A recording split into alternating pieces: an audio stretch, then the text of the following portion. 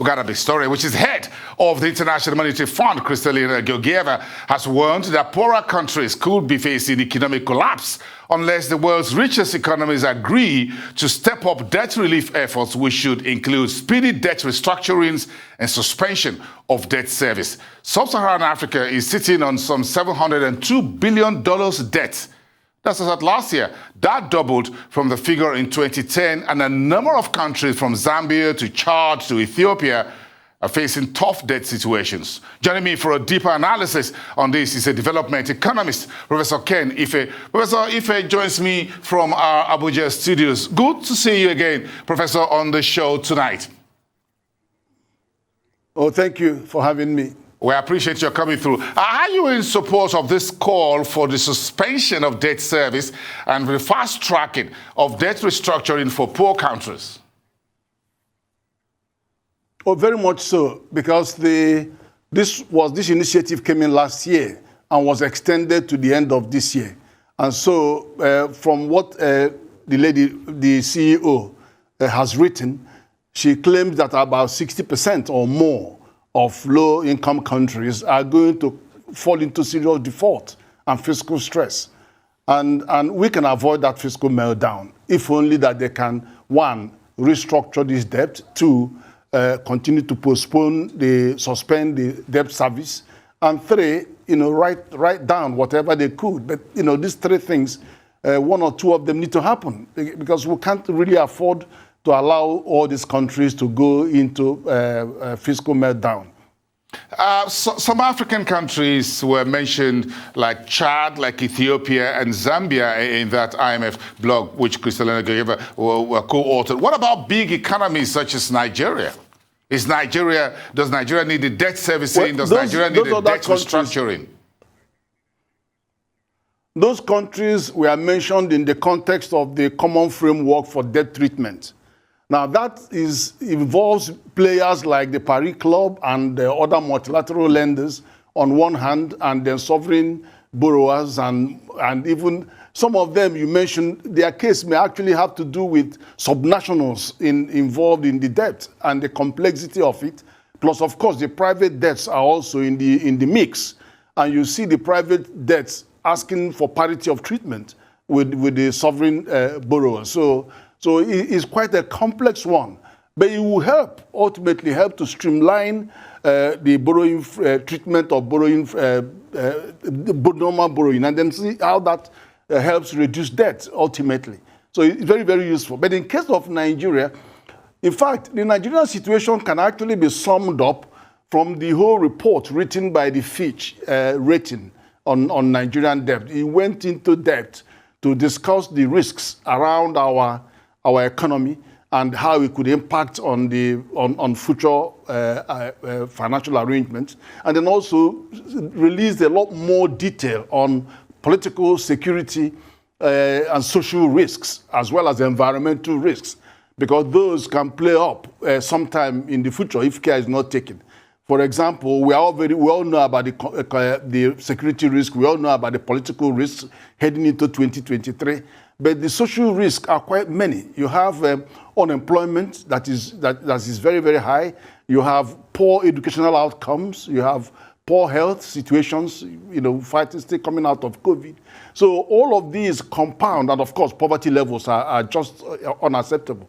So all of these go compound. And you've seen some recent spilling of oil in some of the Niger Delta regions. So all of them can provoke environmental risks. So all of these, but that notwithstanding, they were very, very optimistic about the growth potentials. In fact, their forecasts beat all the other forecasts that we have, even the one of NBS and Central Bank and Nigerian. They are looking at 2.8% growth, rising to 3.5 in the next 2 years. Well, so they're far more optimistic. Professor Ife, if you're talking about optimism, this is Fitch talking about Ghana's real GDP of averaging 4.8%, and we're talking about 2.6 for Nigeria, that is triple the size of Ghana. Well, Ghana is only 15% of Nigerian economy, and you're not comparing like to like when you compare Nigeria to Ghana. Nigeria is a moving train, it's a big elephant, and it's going to wake up, and it wakes up very soon. There are so many things going for Nigeria that I wouldn't want to put it in the same jacket as pound to pound with Ghana. 2.6% speed. For example. Yeah, the debt is a major issue for Nigeria, and you will agree, because we have debt on one side, we have revenue on the other side. Right in the middle of it, your economy is going to go through a very tough time, isn't it? Because you're adding debt, you're not getting revenue. If you are an organization as a company or an establishment, private company, you're heading for you know what I mean, liquidation. Sometimes you're going to insolvency. I'm not sure. The reason is because Nigeria is still in the works. For example, how much was the GDP? What's the revenue, government revenue to GDP? It's just about 6.8%. Even though we projected a 15% going forward, the Fitch says that they are more comfortable that it will be up to 8.8%. But how was the Ghana? Ghana is almost 18%.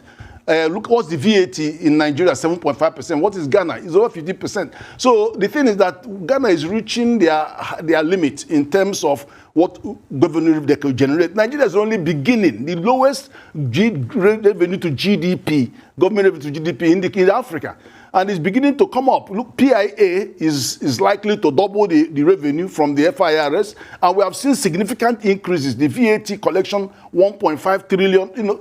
This we're opening up, and look, don't forget that we have so many elephants in the room, like NNPC and what they are doing with our oil and all these subsidy things. There's so many inefficiencies that are being addressed at the moment, and they will all but open up the space for additional revenue. Well, there are many of them, and I can see Nigeria.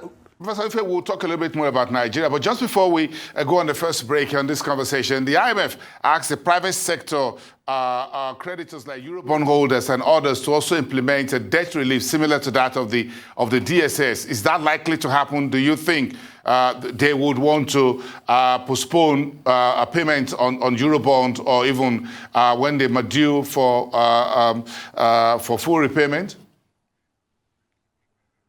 Well, it would be nice if they will. But one thing you also need to consider is that private bonds are unlikely to play ball, much the same way as the multilateral lending agents and IMF, likes of IMF and World Bank. Those multilateral development agencies, they listen because they are supported by member state, regional members. So they're more politically directed than private bonds. So that's the challenge. But having said that, the bigger issue around this whole IMF thing is the fact that countries led by a Fed, American Fed, are actually going to end their quantitative easing program, and that is going to cause more problem than anything else, because let's talk about this problem when we come back. Professor Ken Ife, let's take a break very quickly. We'll take this conversation home. You're talking about that. We'll talk about the Moody's revised outlook on Nigeria's economy when we return. Stand by, everyone. We'll be right back. That's in part 2.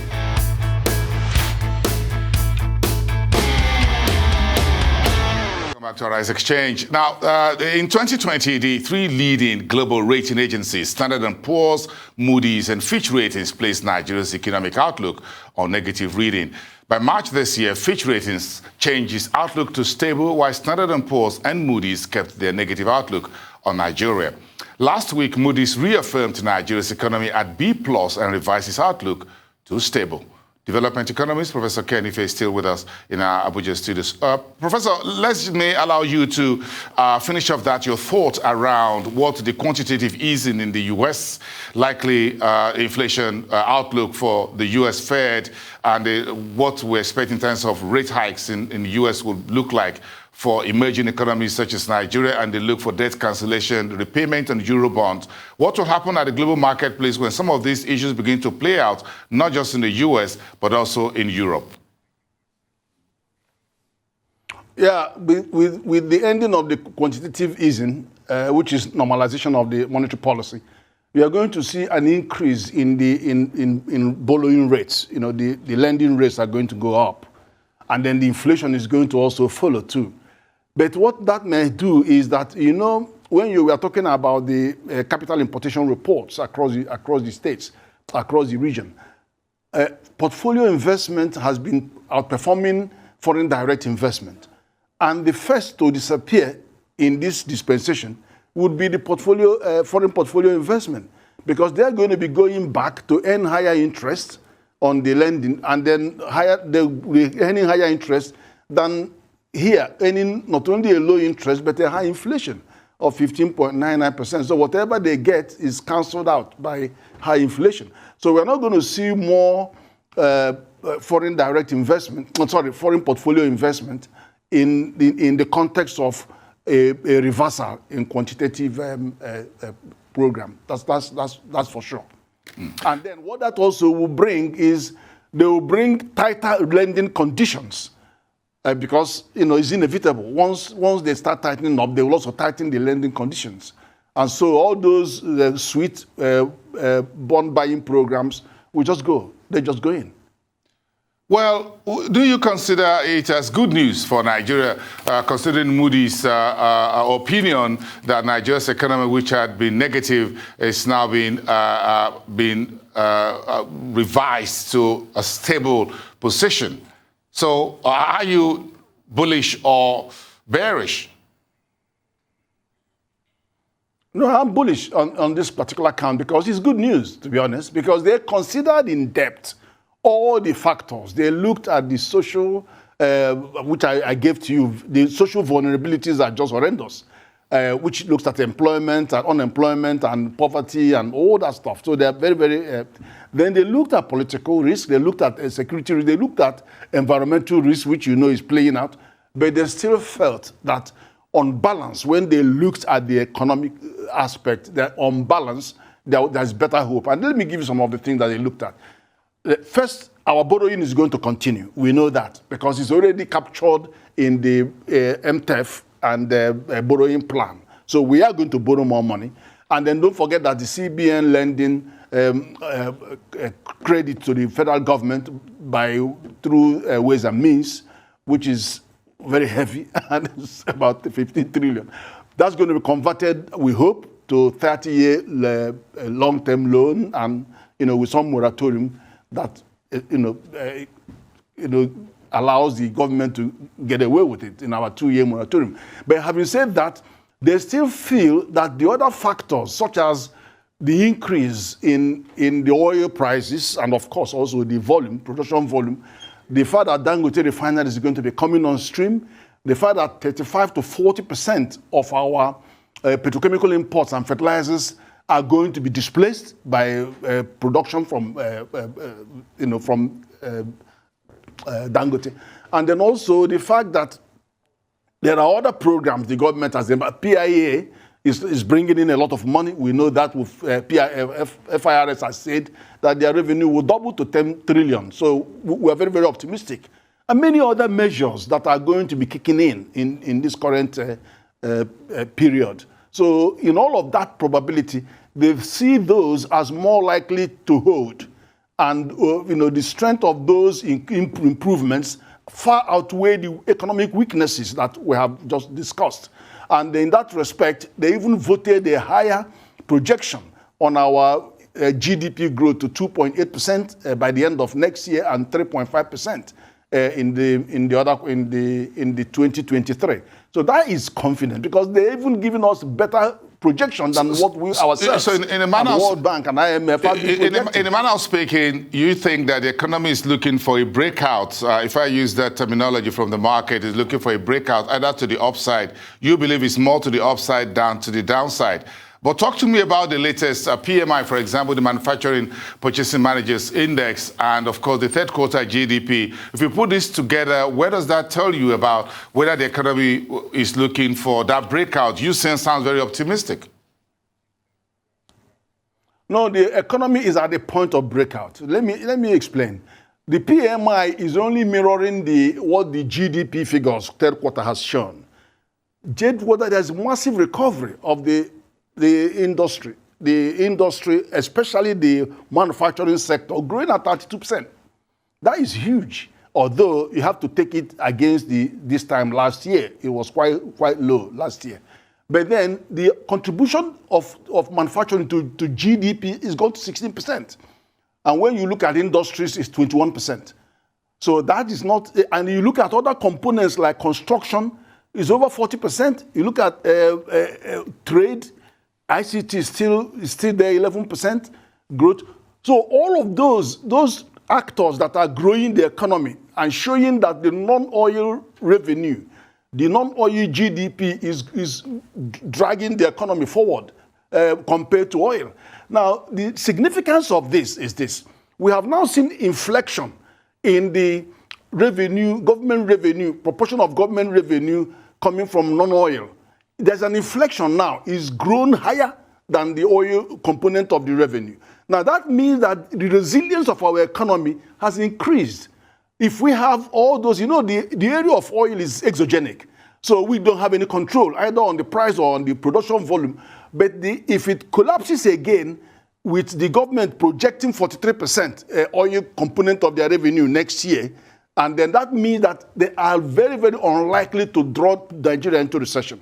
That is very, very unlikely because the non-oil sector are growing. But that doesn't say the same for the forex, because the forex is still predominantly dependent. On paper, the forex is dependent on the oil, but we are not getting the money. Because the whole of this year, CBN is expecting $3 billion every year from the NNPC, but it's not coming because they are doing direct deal with the suppliers, swapping the crude with the oil, and then whatever is left is used to subsidize the petrol. Professor Ken Ife, still able to take over. Professor Ken Ife, thank you so much for your time this evening, and have a great week ahead of you. See you next time. We appreciate your time. Development economist, Professor Ken Ife from our Abuja studios. Thank you very much.